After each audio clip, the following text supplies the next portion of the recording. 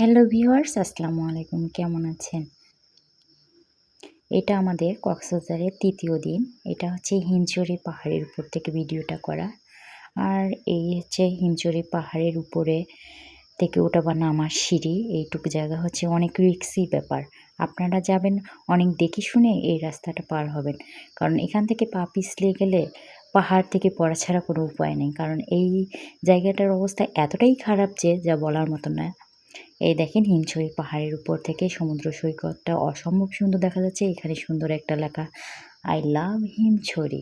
এখানে আমরা অনেক ফটোশ্যুট করছি। জায়গাটা আসলেও অসম্ভব সুন্দর। কারণ কষ্ট করে উঠলে সার্থক লাগে।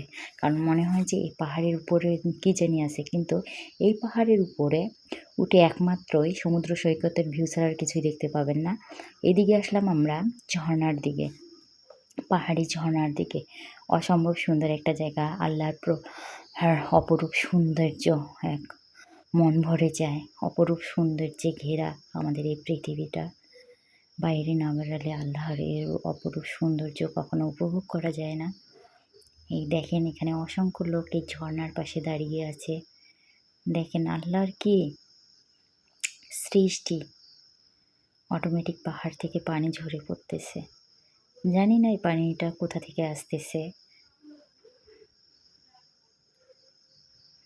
এখানে আমরা অনেকক্ষণ ছিলাম। এদিকে আরেকটা ঝর্ণা ছিল, বাট ওটা ওই ঝর্ণাটা কেন জানি ওই দিক দিয়ে একদম রাস্তাটা বন্ধ করা।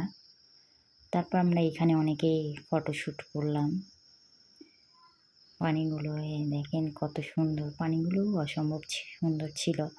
অসম্ভব সুন্দর। এই যে দিকের ভাই আর ভাগ্নি ওরাও গেল ফটোশ্যুট করার জন্য। আমি এদিকে সুন্দরভাবে ভিডিওটা ধারণ করলাম।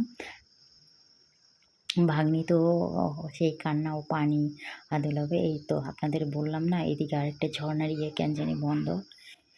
তারপর এখানে আমি অনেকক্ষণ দাঁড়িয়ে অনেক সুন্দর ফটোশ্যুট করলাম। ঝর্ণাগুলো পানিগুলো খুব সুন্দর দেখা যাচ্ছে। সবাই সুস্থ থাকবেন, ভালো থাকবেন। আল্লাহ হাফেজ।